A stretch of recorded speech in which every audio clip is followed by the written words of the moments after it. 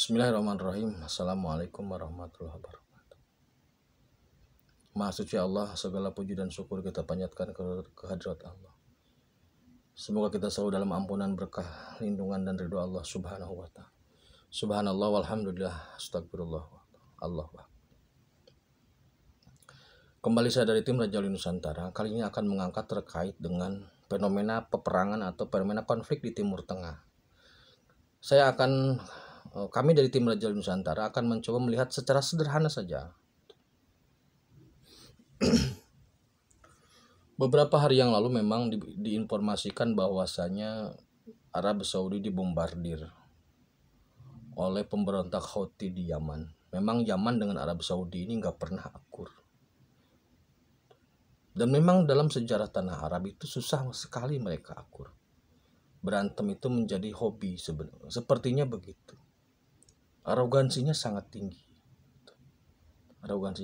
Maka biasanya di tanah Arab itu akan tenang, akan damai jika dipimpin oleh orang-orang yang lebih galak. Yang paling galak di antara yang galak di negara galak gitu loh. Makanya ketika Saddam Hussein berkuasa, Irak itu damai.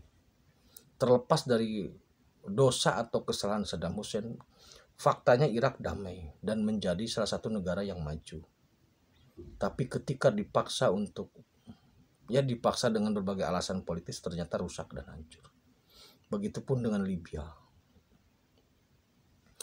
Dan Houthi ini memang sejarahnya panjang berantem dengan Arab Saudi. Kenapa ini diangkat? Karena memang ini sudah perang level negara gitu. Maksudnya walaupun dianggap sebagai pemberontak, tetapi antisipasinya bukan oleh personal. Jadi ini bukan kriminal. Tetapi ini memang urusan negara Arab gitu. Jadi memang situasi ini selalu terulang gitu, di tanah Arab selalu terulang, perpecahan selalu terulang. Nah, kita berkaca sederhana begini. Ini fakta, tidak bisa dibantah, siapapun tidak akan membantah. Rasulullah SAW itu lahir di tanah Arab, dan Allah sudah menjanjikan keberkahan di tanah Arab.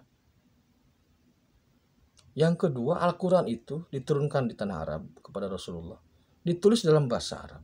Pasti orang Arab itu tahu isinya. Maksudnya itu pasti mengerti. Walaupun mungkin tidak semua hafal, tetapi ketika dibacakan Al-Quran itu dia pasti paham karena bahasa dia. Kalau orang Nusantara ini, jangankan untuk paham isi atau maknanya, bacanya aja kadang-kadang masih belepotan. Untuk melafalkan Arab saja itu sulit. Ada yang masih kesulitan maksudnya. Tapi kalau orang Arab, pasti karena orang sono, lahir di sono, itu pasti mengerti isinya kalau dibaca. Kayak seperti halnya kita membaca Undang-Undang Dasar 45, itu mengertilah, walaupun makna dalamnya belum tentu, tapi setidaknya paham maksudnya gitu. Seperti halnya anak umur 7 tahun yang ada di Inggris itu pasti bisa bahasa Inggris. Tapi orang Indonesia belajar bahasa Inggris sampai umur 30-an juga banyak yang kesulitan. Jadi orang Arab itu paham dengan, atau jangan paham lah, mengertilah dengan isi kandungan Al-Quran. Bisa memahami, bisa mengerti, karena tidak perlu diterjemahkan. Jelas-jelas ditegaskan dalam Al-Quran itu, berpegang teguhlah pada tali Allah, jangan bercerai-berai. Tapi perpecahan terjadi.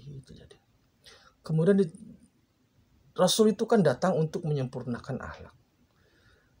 Setelah 1400 tahun lebih, saya tidak bermaksud untuk menegasikan peran Rasulullah, tidak. Maksud saya adalah Rasul itu untuk menyempurnakan akhlak karena jahiliyahnya waktu itu di situ. Al-Quran turun di situ dengan bahasa itu, Rasulnya turun di situ, tapi kenapa? Kerusakannya lebih rusak di situ.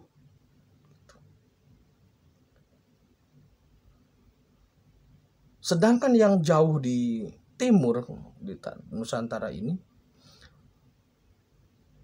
apa namanya, baca Arabnya saja susah, apalagi tahu isinya mungkin makin sedikit ya. Yang baca mungkin bisa, ada yang sebagian kesulitan, tapi untuk tahu isi dan maknanya itu semakin sedikit, yang tahu tafsirnya makin sedikit dan sebagainya, makin mengerucut sedikit, jauh lagi.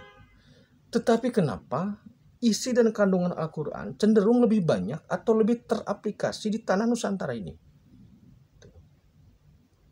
Jadi kalau seruan Allah itu harus ruhama ubainahum, harus saling mengasihi sesamamu. Kenapa perang?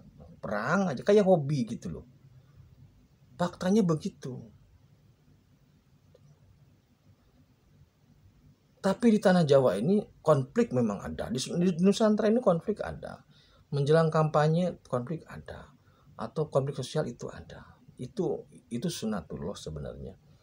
Tetapi skalanya itu tidak besar lah, skalanya tidak besar atau bisa diredam dalam beberapa waktu tertentu. Masih bisa diredam. Jadi pertanyaannya, apakah Rasul di Sidratul Mustawa enggak nangis lihat orang Arab seperti itu terus? Padahal seharusnya bahasa dia, Rasulnya ada di situ, lahir di situ. Seharusnya orang-orang Arab itu, tanah Arab itu bisa memberikan contoh kepada dunia atau kepada Nusantara atau kepada Indonesia bahwasanya berislam yang baik itu gini loh. Jadi nggak usah banyak ngomong gitu loh, maksud saya itu. Karena ternyata Al-Quran itu teraplikasi banyak di Nusantara. Walaupun orangnya tidak semua bisa baca gitu loh. Ataupun walaupun orangnya tidak semua bisa memahami. Tetapi nilai-nilai terkandung dalam Al-Quran itu sudah lebih banyak teraplikasi di Nusantara. Nilai gotong royong, nilai saling mengasihi sesama, saling membantu, saling menyayangi. Itu semua sudah banyak di sini gitu. Jadi saya memang sempat minta jaminan. Jadi maksudnya bukan minta jaminan, bertanyalah. Saya sempat bertanya, apa yang dijamin Allah terhadap apa yang Allah jamin di tanah Arab itu. Jadi yang Allah jamin di tanah Arab itu kalau tidak salah itu ada 3. Yang saya ingat 3. Yang pertama, ada 4. Yang pertama Ka'bah. Itu Allah jamin. Itu Allah jamin Ka'bah. Yang kedua air Zam-Zam. Yang ketiga Ahlul Bait. Yang keempat Al-Quran. Itu Allah jamin. Maksudnya apa? Jangan sekali-kali mengotak-atik Ka'bah. Jangan sekali-kali membuka atau menjelek-jelekan Ka'bah. Memberikan informasi yang salah tentang Ka'bah. Karena Allah yang menjamin langsung. Zam-Zam juga sama. Jangan pernah mengotak-atik Zam-Zam. Jangan pernah mengotak-atik Ahlul Bait. Ahlul Bait di sini adalah 1 Rasulullah, yang kedua istri-istri Rasulullah, dan yang ketiga anak Rasulullah yang sudah meninggal. Termasuk Fatimah, hanya sampai Fatimah. Yang dijamin oleh Allah hanya sampai Fatimah. Maksud dijamin itu, jika ada yang mencoba mencemarkan nama baiknya dari sini, dari ini, itu maka Allah akan turun. Maksudnya Allah akan langsung menangani. Jadi 4 hal ini akan digaransi untuk jangan sampai ada yang merusak nama baik Ka'bah, nama baik Zam-Zam, nama baik Ahlul Bait, dan Al-Quran, kesucian atau kemuliaan Al-Quran. Itu pasti Allah bela langsung. Jadi Ahlul Bait ini hanya Rasul, istri-istri Rasul, dan anak-anak Rasul, bukan keturunan. Sampai pada Fatimah Az-Zahra sudah. Hasan Hussein itu Ahlul Baitnya Ali bin Abi Thalib, bukan Ahlul Bait Rasulullah. Pada Hasan dan Hussein ada darah Rasulullah, ya, lewat Fatimah. Tetapi Hasan dan Hussein itu adalah Ahlul Bait Ali bin Abi Thalib. Itu jadi kita menyayangkan ketika ternyata fenomena di tanah Arab itu tidak selesai. Itulah yang menjadi alasan kenapa Imam Mahdi tidak dibaiat dari keturunan Ali, dari Duriyah Rasul, dari keturunan Ali. Kenapa? Alasannya karena itu.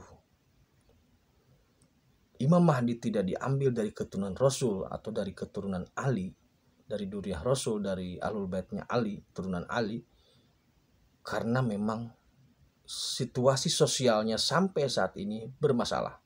Tidak mungkin seorang pemimpin diambil dari lingkungan yang bermasalah.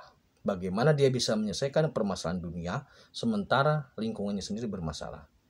Bagaimana seorang bisa menjadi bupati kalau dia sendiri berantakan keluarganya? Gitu aja, sederhana begitu. Sehingga orang yang digadang untuk menjadi Imam Mahdi, yaitu Syekh Abdul Wahid, itu tidak berani. Akhirnya Imam Mahdi itu disematkan kepada SB. Jadi saya tidak bermaksud mengdiskreditkan orang-orang Arab, tidak. Islam lahir dari sana, ya. Al-Quran dengan bahasa Arab, ya. Yang kita sayangkan adalah kenapa situasi Arab selalu begitu, dan begitu. Kalau saudaraku tahu tentang situasi kerajaan saat ini, apalagi isu-isu miring tentang kerajaan, kita hanya bisa mengelus dada. Harusnya pihak sono itu menjadi suri tauladan sebagaimana halnya Rasulullah. Tetapi faktanya ternyata orang-orang di Nusantara bisa menjadi lebih baik tanpa itu. Maksudnya tanpa melihat ke sana. Jadi tetaplah bertegang teguh pada Al-Quran, pada hadis Rasul, walaupun orang sononya kayak begitulah. Tetaplah kita jangan karena situasi Arabnya begitu kita kemudian membenci Islam, tidak harus. Karena untuk mengukur kebenaran Islam, untuk mengukur ketauhidan Allah kepada Allah, cukup dengan Quran, tidak perlu melihat orang-orangnya. Rasulullah sudah mencontohkan dengan sangat sempurna. Mari kita tiru kehamidan Muhammad sehingga kita bisa menjadi makhluk yang bisa menjadi manusia yang terpuji selayaknya sifat terpujinya Nabi Muhammad. Mengagungkan Nabi Muhammad cukup dengan meniru sikap dan perilaku Nabi Muhammad dalam beribadah. Terima kasih. Assalamualaikum warahmatullahi wabarakatuh.